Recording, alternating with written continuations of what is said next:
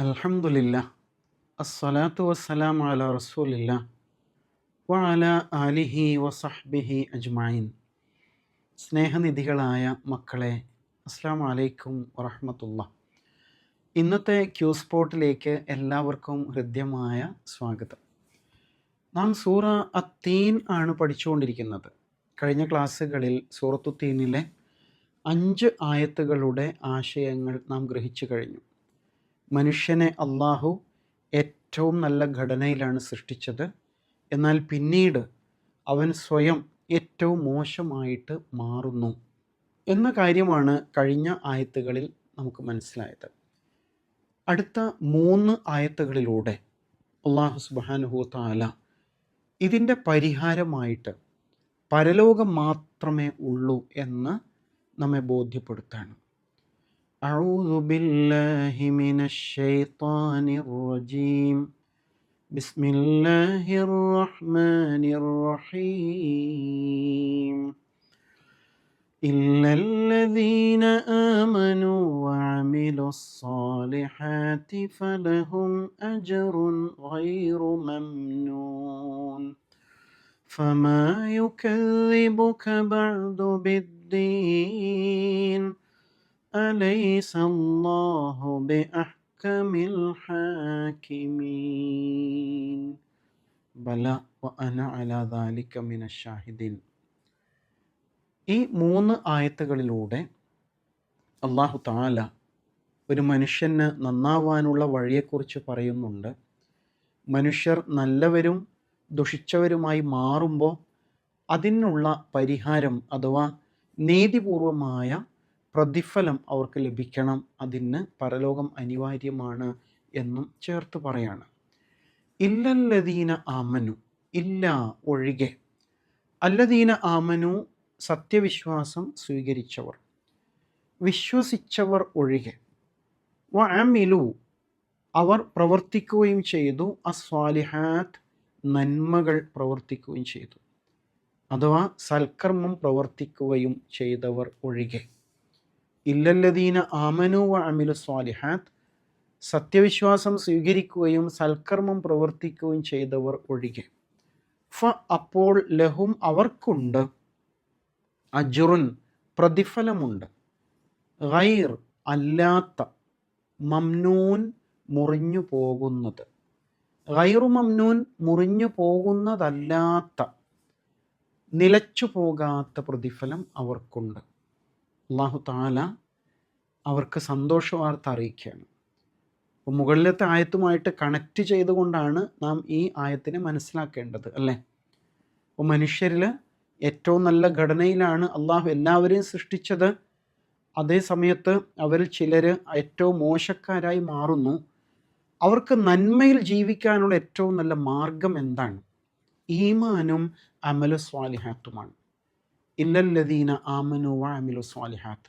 ഈമാൻ എന്ന് പറയുമ്പോൾ അള്ളാഹുവിൽ വിശ്വസിച്ച് അവൻ്റെ കൽപ്പനകൾ പാലിച്ച് ജീവിതത്തിൻ്റെ എല്ലാ മേഖലയിലും ദൈവഭയത്തോടു കൂടിയിട്ട് ജീവിക്കുക എന്നുള്ളതാണ്. വഅമിലു സ്വാലിഹാത്ത് അതിൻ്റെ പ്രാക്ടിക്കൽ സൈഡാണത്, അല്ലേ? നന്മ ചെയ്യുക എന്നത്. നേരത്തെ ഇതേ ശൈലിയിൽ ഇല്ലല്ലദീന ആമനു വഅമിലു സ്വാലിഹാത്ത് എവിടെ വന്നത്? സൂറത്തുൽ അസ്റിലാണ്. ഇല്ലല്ലദീന ആമനു വഅമിലു സ്വാലിഹാത്ത് വതവാസൗ ബിൽ ഹഖ് വതവാസൗ ബിസ്സബ്ർ. ഇവിടെ ഇതേ കാര്യം എടുത്തു പറയാണ്.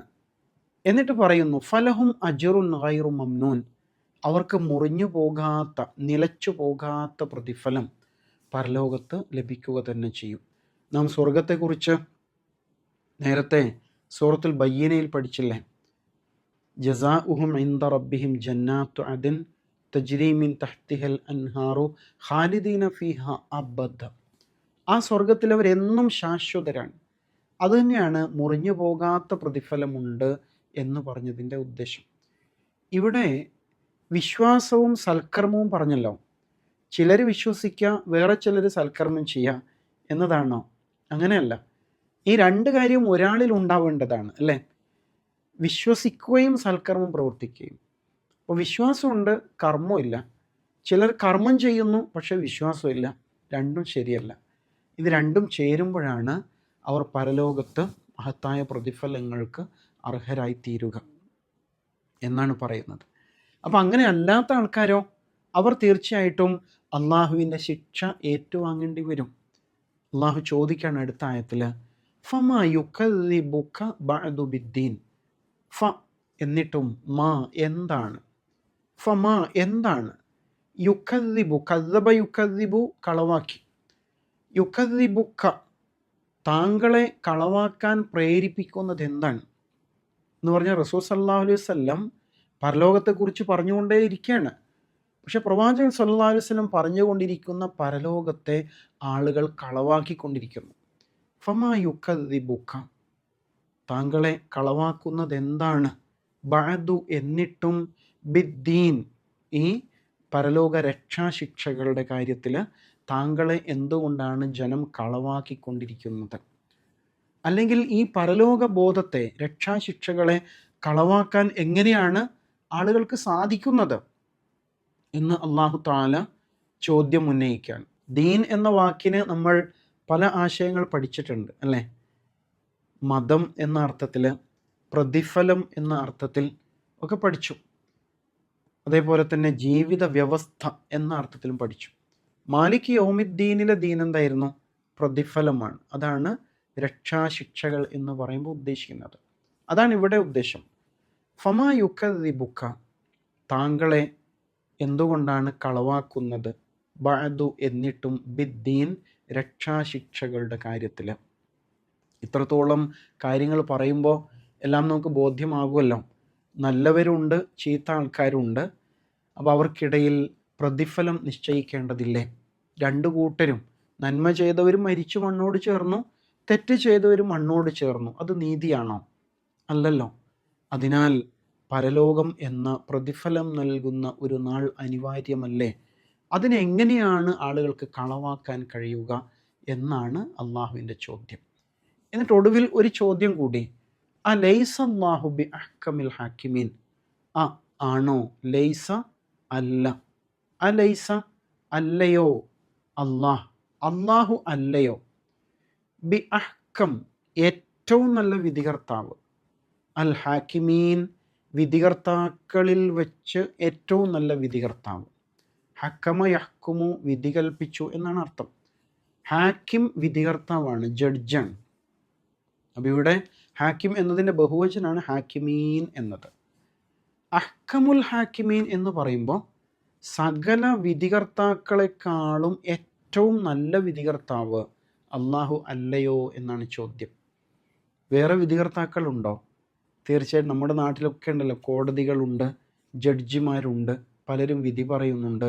പക്ഷേ ഏറ്റവും നീതിബോധത്തോടെയുള്ള വിധി ആരതായിരിക്കും? അള്ളാഹുവിൻ്റെ വിധിയായിരിക്കും. എന്താ കാരണം? അള്ളാഹു മനുഷ്യൻ പുറമെ ചെയ്യുന്ന കാര്യങ്ങൾ മാത്രമല്ല അറിയാം, ഒരാളുടെ മനസ്സിൻ്റെ ഉള്ളിലെ ഉദ്ദേശങ്ങളും അറിയുന്നുണ്ട്. അള്ളാഹുവിൻ്റെ മുമ്പിൽ ഒന്നും മറച്ചു വെക്കാൻ കഴിയില്ലല്ലോ. നിങ്ങൾ പലപ്പോഴും കോടതിയിലെ ജഡ്ജ്മെൻറ്റ് ശ്രദ്ധിക്കാറില്ലേ? വിധി ചിലപ്പോൾ കുറ്റം ചെയ്ത ആളെ വെറുതെ വിട്ടിട്ടുണ്ടാവും. എന്താ പറയുക അതിൻ്റെ കാരണം? സാഹചര്യ തെളിവുകൾ ഇയാൾ തെറ്റ് ചെയ്തതായിട്ട് ബോധ്യപ്പെടുത്തുന്നില്ല, അതുകൊണ്ട് പ്രതിയെ വെറുതെ വിട്ടിരിക്കുന്നു. പക്ഷെ അള്ളാഹു സംബന്ധിച്ചിടത്തോളം ഒരാളുടെ മനസ്സ് അവൻ വായിക്കുന്നു എന്നതിനാൽ ഒരാൾ കുറ്റം ചെയ്തിട്ടുണ്ടെങ്കിൽ അയാളുടെ മനസ്സിൽ എന്താണ് ഉദ്ദേശം, അതനുസരിച്ച് അള്ളാഹുവിനെ ശിക്ഷിക്കാൻ കഴിയും എന്നതാണ്. അപ്പം അതുകൊണ്ടാണ് ഈ ചോദ്യം, അലൈസല്ലാഹു ബി അഹ്കമിൽ ഹാക്കിമീൻ, ഏറ്റവും നല്ല വിധികർത്താവ് അള്ളാഹു അല്ലയോ? ഈ ശൈലിയിലുള്ള പ്രയോഗം വേറെ നമുക്ക് കാണാം. അർഹമുർ റാഹിമീൻ, അർഹം ഏറ്റവും കരുണ ചെയ്യുന്നവൻ, അർ റാഹിമീൻ കരുണ ചെയ്യുന്നവരിൽ ഏറ്റവും നന്നായിട്ട് കരുണ ചെയ്യുന്നത് അള്ളാഹുവാണ്. ഇങ്ങനെയുള്ള പ്രയോഗങ്ങൾ കാണാം.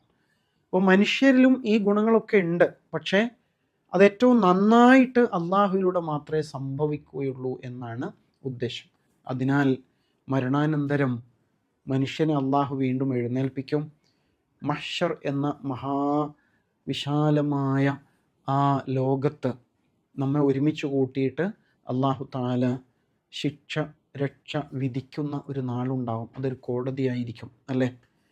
അങ്ങനെ ഖുർആൻ നമ്മെ ബോധ്യപ്പെടുത്തുന്നുണ്ട്. ആ പരലോക ബോധം നമ്മുടെ മനസ്സിലുണ്ടെങ്കിൽ നാളെ അള്ളാഹുവിൻ്റെ കോടതിയിൽ ഞാൻ ശിക്ഷിക്കപ്പെടുമല്ലോ എന്നുള്ള പേടിയുണ്ടെങ്കിൽ ഒരു വാക്ക് പറയുമ്പോൾ നമ്മൾ സൂക്ഷിക്കും. കാരണം എല്ലാം രേഖപ്പെടുത്തപ്പെട്ടുകൊണ്ടിരിക്കുകയാണ്. നമ്മൾ പറയുന്ന ഓരോ വാക്കും അള്ളാഹുവിൻ്റെ അടുക്കൽ റെക്കോർഡാണ് അല്ലേ. ഒരു വാക്ക് പറയുമ്പോൾ സൂക്ഷിക്കും. എന്തെങ്കിലും ഒരു കാര്യം ചെയ്യുമ്പോൾ നാളെ പരലോകത്ത് അതെങ്ങനെയായിരിക്കും എൻ്റെ മുമ്പിൽ വരാൻ പോകുന്നത് എന്നുള്ള പേടി ഉണ്ടാവില്ലേ. ആ പരലോക ബോധമാണ് ശരിക്കും മനുഷ്യനെ നന്മയിലേക്ക് നയിക്കുള്ളൂ. നിങ്ങൾ ആലോചിച്ച് നോക്ക്, ഇപ്പോൾ പലയിടത്തും റോഡ് സൈഡിൽ നമ്മൾ ക്യാമറ കാണുന്നില്ലേ. ഇപ്പോൾ ക്യാമറ കാണുമ്പോഴേക്ക് ആൾക്കാർ ഹെൽമെറ്റ് എടുത്ത് വെക്കുന്നു, ബെൽറ്റ് ഇടുന്നു, സീറ്റ് ബെൽറ്റ് ഇടുന്നു ഒക്കെ കാണാം അല്ലേ. കാരണം എന്താണ്? പെട്ടെന്ന് പിടിക്കപ്പെട്ട് ഫൈന് വരാൻ സാധ്യതയുണ്ട്. എങ്കിൽ അള്ളാഹുവിൻ്റെ കോടതിയിൽ അള്ളാഹുവിൻ്റെ ക്യാമറയുടെ മുമ്പിൽ നിന്ന് നമുക്ക് എങ്ങനെ രക്ഷപ്പെടാൻ കഴിയാം എന്നൊന്ന് ആലോചിച്ച് നോക്കൂ. വളരെ ഗുരുതരാണ്. അതിനാൽ മനസ്സിൽ പരലോകത്തെക്കുറിച്ചുള്ള ചിന്ത എപ്പോഴും കൊണ്ടു നടക്കണം. നമ്മളിങ്ങനെ കളിച്ച് രസിച്ചിങ്ങനെ ജീവിച്ചുകൊണ്ടിരിക്കുമ്പോൾ അതൊക്കെ മറന്നു പോകാൻ ഇടയുണ്ട്. ഓരോ കാര്യത്തിലും ഉമ്മ കാണുന്നുണ്ടോ, വാപ്പ കാണുന്നുണ്ടോ എന്നുള്ളതല്ല, അള്ളാഹു കാണുന്നുണ്ട് എന്നതായിരിക്കണം നമ്മുടെ ജീവിതത്തെ മുന്നോട്ട് നയിക്കുന്ന ഏറ്റവും പ്രധാനപ്പെട്ട കാര്യം. അങ്ങനെയാണെങ്കിൽ നമുക്ക് എപ്പോഴും നമ്മൾ അഹ്സനു തഖ്വയുമായിട്ട് ഏറ്റവും നല്ല രൂപത്തിൽ തന്നെ ജീവിക്കാൻ നമുക്ക് സാധിക്കും എന്നുള്ളതാണ്.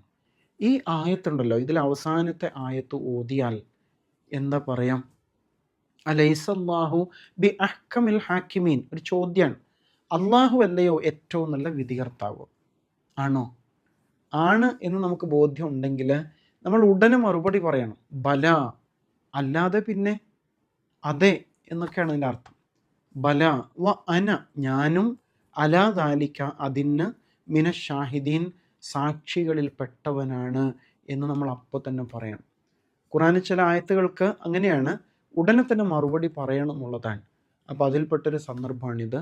ബല വ അന അലാ ദാലിക മിന ഷാഹിദീൻ, അതെ ഞാനും അതിൻ്റെ സാക്ഷികളിൽപ്പെട്ടവനാണ്. എന്തിൻ്റെ? അള്ളാഹു ആണ് ഏറ്റവും നല്ല വിധികർത്താവ് എന്നതിൻ്റെ സാക്ഷികളിൽപ്പെട്ടവനാണ്. അപ്പോൾ ഈ സൂറ മൊത്തത്തിൽ പരലോക ബോധത്തെക്കുറിച്ച് ഉണർത്തുന്നു. പരലോകത്തിൻ്റെ ലോജിക്, അതിൻ്റെ പിന്നിലെ യുക്തി എന്താണ് എന്ന് കൃത്യമായിട്ട് നമുക്ക് പറഞ്ഞു തരുന്നു. പരലോക ബോധത്തോടുകൂടി ജീവിതത്തിലെ ഓരോ നിമിഷവും കഴിച്ചു കൂട്ടാൻ അല്ലാഹു തആല നമുക്കെല്ലാം തൗഫീഖ് നൽകുമാറാവട്ടെ. വ ആഖിറു ദഅ്വാന അനിൽ ഹംദുലില്ലാഹി റബ്ബിൽ ആലമീൻ. അസ്സലാമു അലൈക്കും വറഹ്മത്തുള്ളാഹി.